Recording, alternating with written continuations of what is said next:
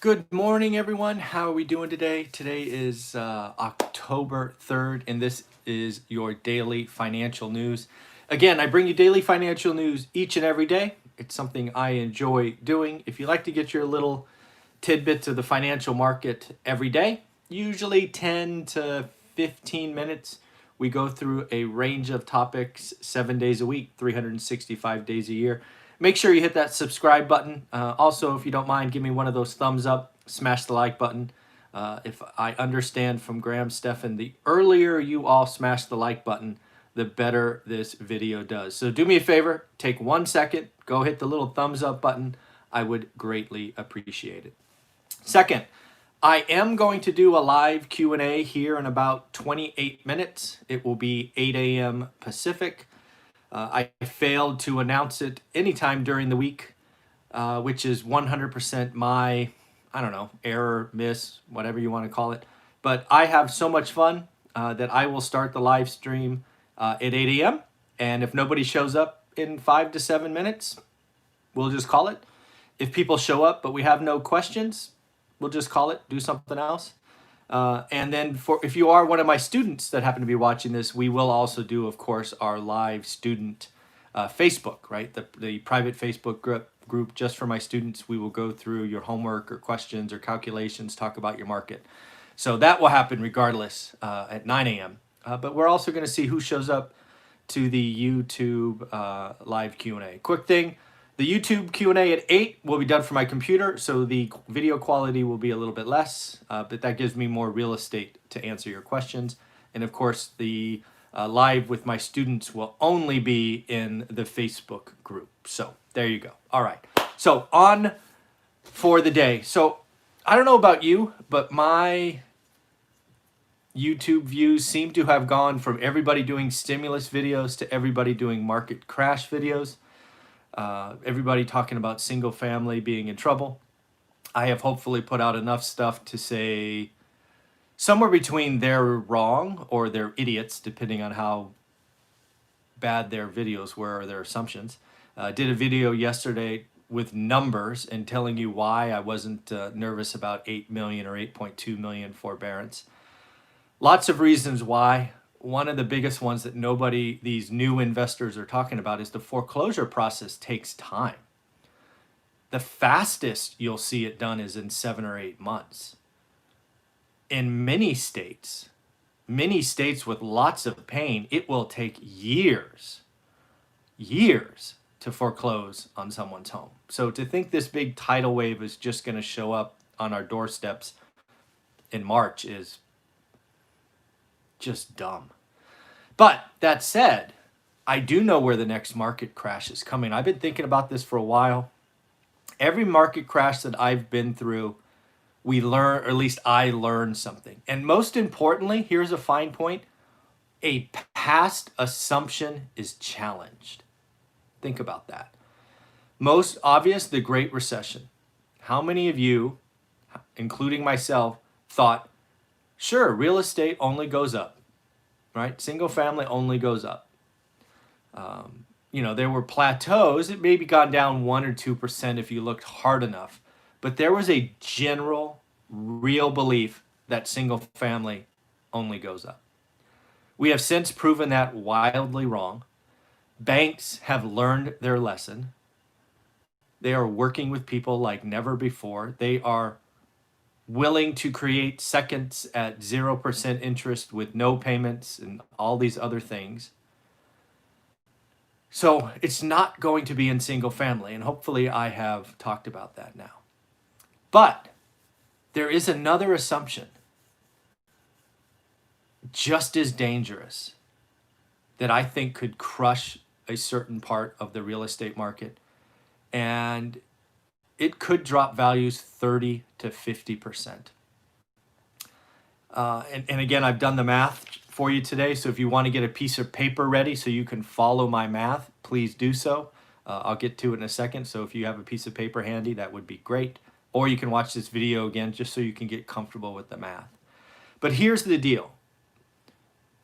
There's long been a belief in apartment investing that Class A, the tippity top, is the safest asset to own. I believe with every fiber of my body that that is going to be the myth, the rule, the whatever you want to call it, that's going to be challenged in this crisis, this upcoming crisis. I believe Class A apartments could see significant value deterioration. And we're going to go through 3 calculations together. But let's talk why Class A has always been thought of as the best investment. Because if you understand the assumptions of why, and then we're going to talk about why not, maybe you could see what I see. And again, I'm feeling really bad for anybody who quote unquote overpaid for Class A apartment. I think you're about to, and if you own a lot of it, you could go bankrupt here in a few years. So let's talk about it. Number 1, this again is Class A apartment. It has often been said that Class A apartments is lifestyle choice. It's lifestyle living. It's got full gyms and dog parks, and it's got all those extra things that you pay for in your monthly rent, right? It's a lifestyle choice. It's newer. It's got all the fancy gadgets, and get the doorknob is you can wave your phone and get in your house, and all those things, right? So it's lifestyle. Number 2, it is often close to where you work, right? It's some people doing walking, some people are taking little scooters. It's in an urban city, but it was close to work, and it was easy. You didn't have to get in a car and commute hours like some past generations. Number 3, the rent versus own exchange wasn't in your favor, right? Renting was better, right? Given interest rates and prices and fully costed home ownership, there was a time that maybe renting was the better option. Number 4, and this is a big one. If I had to pick one, this is the one that's going to crush Class A apartment investors. And that is millennials only ever want to rent. That is an assumption that has been baked into Class A apartment deals for years. And I believe that is going to go the way of the dodo bird. This health event, this health crisis, is accelerating life. And that is going to cause huge change. If that one anchor of Class A apartments reverses even marginally, you're about to see value collapse. So millennials want to rent. Number 5, there was belief that you wanted to be in the hustle, in the know, in the environment, right? You wanted to be downtown. You wanted to be near the clubs and the restaurants and all of that. You wanted to be in the heart of the city because it was fun, right? Those are the 5 things about why Class A has always been thought of as the safest asset. And I think all 5 of those and more are about to challenge those assumptions, and I think about to break many Class A apartment owners. So let's go through them. First, we started with lifestyle choice. Well, a lot of those lifestyle options are shut down, right? You got a big fancy gym at your apartment? Bet it's closed. You got that fancy, rec room where you all get together? Bet that's closed. Right? These lifestyle options that are the amenities that are a part of these facilities are closed. And if you're in a high rise now and you're waiting 30 minutes to get into an elevator, that lifestyle choice really goes from a positive to a negative real quick. Number 2, being close to work, paying that stupid rental amount, not that important if you can work from home. Not that important if you can work from home, right? If you can work from home, you don't got to be, the internet's not necessarily faster because you're a block away than, 10 miles away. There's no reason to be that close to work if you have to work from home. Today, given lower interest rates, I believe that owning is better than renting. There may have been a time where renting was a better when you do a fully costed analysis. I believe with interest rates below 3% and the incentives for first-time owners, I would believe in most cities. And again, if you combine work from home, meaning leaving the big cities, you can get so much more bang for your buck. You don't got to pay $4,000 a month for a shoebox. Go buy something and pay $2,000. It's yours. There was a time where millennials couldn't buy because they were debt burdened. They didn't have the income yet. They didn't have the ability to, the debt service ratios to buy. So when people were saying millennials always want to rent, well, that wasn't necessarily true. They had to rent. Owning wasn't an option for them given the debt they were carrying in their first job incomes. Well, many millennials have been in these jobs for a decade and they're not at the first rung anymore. They're 2 or 3 rungs up making decent money, paying off that student debt. They have the option to buy now. So all of these assumptions that go around Class A, man, they're falling apart. Last one, where it used to be fun being in the city, just like every generation, priorities change. Priorities change. Yes, they're getting married later, but they're still getting married. They're having kids later, but they're still having kids. And if their cities are becoming higher crime, dirtier, unsafe, and you have financial means, you are out. You don't want your kids in that. No parent wants their kids in that. I believe those first 5 things for Class A apartments all have gone reverse and are about to crush Class A apartment owners. But I think there's more. I got 5 more for you. First, and I've said this hundreds of times, space is good.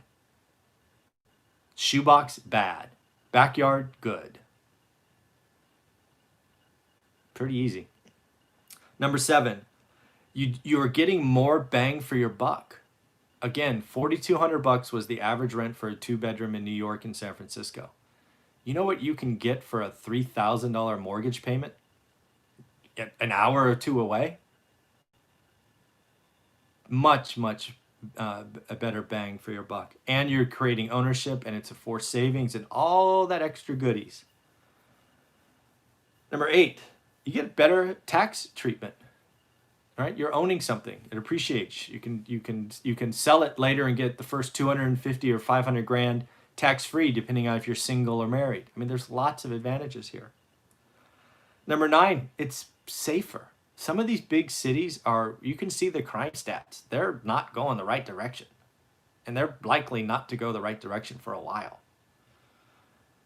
And then number 10, there's nothing like having your own home. You can paint the walls your own color.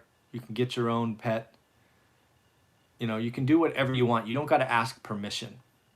You don't have to ask permission. And I believe that is something pretty valuable. So again, I believe there is a market crash coming. I believe it could be 30 to 50%. I think it's going to be in Class A apartments, but let's do the math together. So we're about to run through something leveraging the cap rate. It's a multifamily thing that is often thrown around to confuse us. We will go through it slowly once, and then we will do it 2 more times. And this is where you're going to need a piece of paper. Also, just before we do this, if you're still watching this and you want to see the numbers, give me a thumbs up. Let's help this video get seen by more folks. Again, I do not see a crash in single family. It doesn't make sense, but let's show you why we can have a crash in multifamily. First, one thing you should absolutely know is what was I going to say? I don't remember. I already got distracted. So let's talk about the first setup. Let's assume it's January 2020, right? First thing we're going to do is we're going to make this a 500-unit Class A apartment, 500 units. And we're going to say that the average monthly rent is $1,500. You can either say they're all 2 bedrooms or you can mix them. I don't care. I don't want to overcomplicate this. 500 units, average monthly rent is $1,500. We are going to say that you can operate this building at 45% expenses. Okay? And we're going to say in January of 2020, you bought this with a 5 cap. And you put 30% down, so your ARV or your financed amount was 70%. Okay? Those are our base assumptions. So let's walk through what happened. First and foremost, with 500 units at $1,500 for a course of a year, you are collecting $9 million. Okay? $9 million bucks. You are now slapping on 45% expenses, which equate to just over $4 million. So your NOI, or your net operating income, is $4,950,000. That is your NOI. Now, remember, we bought this at a 5 cap. So you take your NOI and divide by 0.05, which is 5%, and you get a value of $99 million. Congratulations. You own 500 units and you paid 99 million bucks for them. You're a hero. But let's remember, you put 30% down. So you're going to put roughly $30 million down. I rounded that because 99 million, 30%, 30 million bucks. So you got a loan for $69 million, right? 69 million bucks. Pretty cool, right? You own 100 units, produces 9 million bucks a year. You operate at 45% expenses. You put 30% down. You got a loan for 69 million bucks. I remember what I was going to say earlier. One of the biggest difference that is going to happen here is commercial debt forces, they have terms, 3, 5, 7, 10. Single family homes, 30-year fixed, it don't matter. Your house, your rental house can fall 50%. The bank's not going to come knocking. Commercial loans have all kinds of terms where they can come a knocking, and that's going to crush people. If you're doing bridge debt or any of these other fancy debt instruments, you are about to get cooked. So now let's go through 2 examples. 1, let's assume rents go down 10%. We have plenty of examples already where rents are down 20%. So let's just assume rents have to go down 10%. That could be via giveaways, 1 month, 2 months free, whatever it is. But you're only able to get $1,350 a month, not $1,500, right? $1,350. Let's assume that expenses went up 5% because it's harder, right? You gotta track people down. You got more evictions. You got more turnover. It's just harder to manage a Class A building that is having turnover very quickly. And I've done that before. It sucks. So now your expenses go from 45% to 50%. And let's assume that the bank now says the market's a 6 cap, not a 5 cap. Right? So rent's down 10%. Expenses are up 5%, and the cap rate only went from 5 to 6%. What happens? Well, let's walk through the numbers, right? So your rental collection is no longer $9 million. It is $8.1 million. Your expenses are $4,050,000. So your NOI is $4,050,000. Your NOI so far is down $900K from our first example. Now we take our NOI, net operating income, and divide by 6% instead of 5%. You get a value of $67.5 million. Let's just say that's not good for you, not good for the lender, and you are about to be broke. Because what happens is now the building went from 99 million to 67 million. Your equity disappeared. Your loan is 69 million. The value is 67 million. So A, congratulations, you just lost $30 million. B, you've got to raise at least, what did we say, 20 million bucks? You got to raise 20 million bucks. 20 million. Because right now your loan to value is 101%. No bank will do that. Again, commercial loans reset. They have all kinds of margin calls and all these other things. It's going to get ugly in Class A. Now, just another quick example, because I believe there is real pain in Class A multifamily.